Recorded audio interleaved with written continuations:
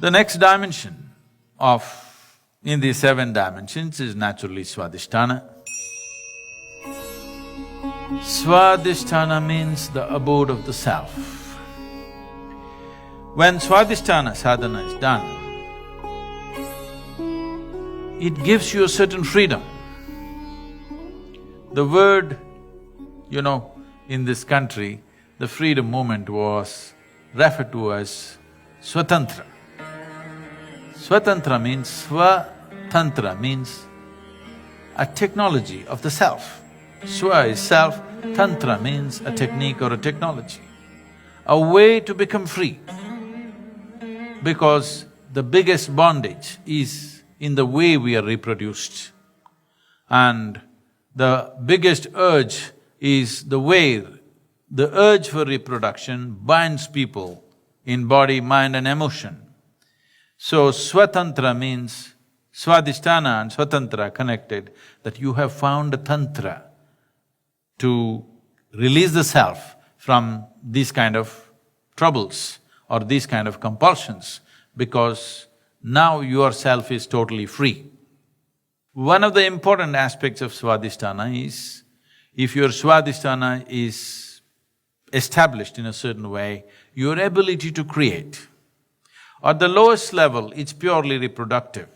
At the highest level, you can create a god if you wish.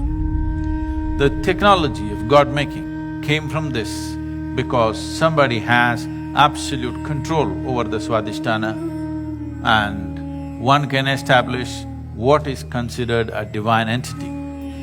Of all the things that we can do in this system, swadhishthana is among the most complex and beautiful way of doing things, but it is also personally a dangerous way of doing things, because if you do too much of it, you may have yourself, but you may lose your body. A beautiful self, but no body.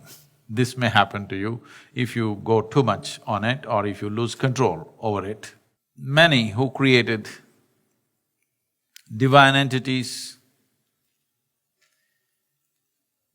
generally felt creating one divine entity was good enough and they gave it all and they're left with it, or they gave it all and became dissipated because of that.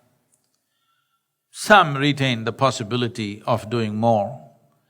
Only if all the other dimensions are on, one can deliver a god. You can deliver a god and still live and still maintain potency only if all the other 6 are equally active.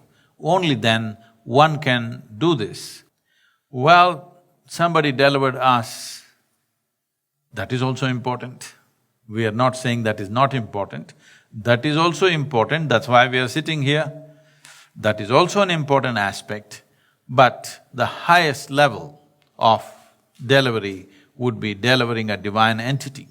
So one dimension of swadhishthana is also this, that if you allow or if you strive to take swadhishthana above its natural compulsions, which are essentially regenerative, you must understand this. Whatever is referred to as sexuality is not about sexuality. Nature is instigating you to reproduce. In modern societies, people have made it out as if it has a purpose of its own. Yes, people are using it to bind themselves to each other, but fundamentally the longing in the body is to reproduce. If this was not there, we wouldn't be here today. But if you're wanting to go somewhere else other than being a cycle of life, other than being a natural cycle of life, if you want to go beyond the cycle, then transcending these dimensions become important.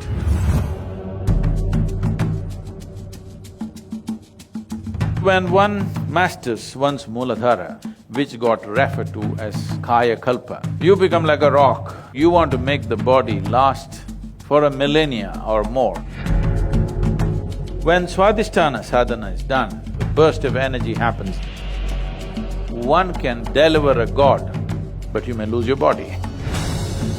If you bring any sound to Manipura without opening your mouth, the very body reverberates the sound. When one is dominant in their anahata, they start hearing things. A reasonably stable person can go crazy. The moment Vishuddhi is active, you become occult competent. Disembodied beings will naturally move towards you.